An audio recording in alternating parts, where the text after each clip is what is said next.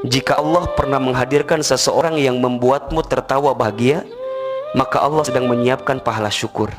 Jika Allah menghadirkan seseorang yang membuatmu meneteskan air mata bersedih, maka Allah sedang menyiapkan pahala sabar. Jika Allah pernah menghilangkan seseorang yang kamu miliki dan bahkan kamu cintai, maka Allah sedang menyiapkan pahala ikhlas. Sekarang saya mau tanya, berarti untuk semua masa lalu kita yang pernah terjadi, semuanya baik atau tidak? Jika dihadapi dengan hati yang jernih, maka semuanya baik. Lihat sabda Nabi Shallallahu Alaihi Wasallam, ajaban likulli mu'min, ajaib hidup seorang yang beriman itu. Ahilman, apa yang membuat dia hebat dan ajaib? Yang membuat dia ajaib adalah karena semua perkara dalam kehidupannya ada baik, nggak ada yang tidak baik.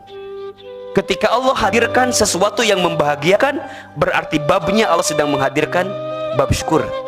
Tapi kalau ada orang yang pernah menyakiti hati kita sampai kita bersedih, maka sebenarnya Allah sedang menyiapkan pahala sabar. Bahkan saat kita kehilangan seseorang yang kita miliki, yang kita cintai, benar-benar kita nangis karena kehilangan itu, maka pada bab yang bersamaan Allah sedang menyiapkan pahala ikhlas. Jadi semuanya baik teman-teman sekalian. Dan jangan pernah mengukur kebaikan itu sesuai dengan ukuran logika kita sebagai manusia. Demi Allah, kita ini manusia terlalu lemah untuk bisa mengukur semua kejadian yang Allah datangkan. Kita ini manusia terlalu tak punya kekuatan untuk bisa memastikan apa yang Allah hadirkan dalam kehidupan kita.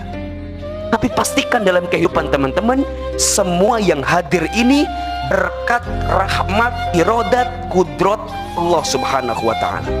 Kita mah kadang-kadang suka mengambil hak Allah dalam menentukan sesuatu, seakan-akan maunya kita itu yang terbaik menurut kita, padahal belum tentu baik menurut Allah.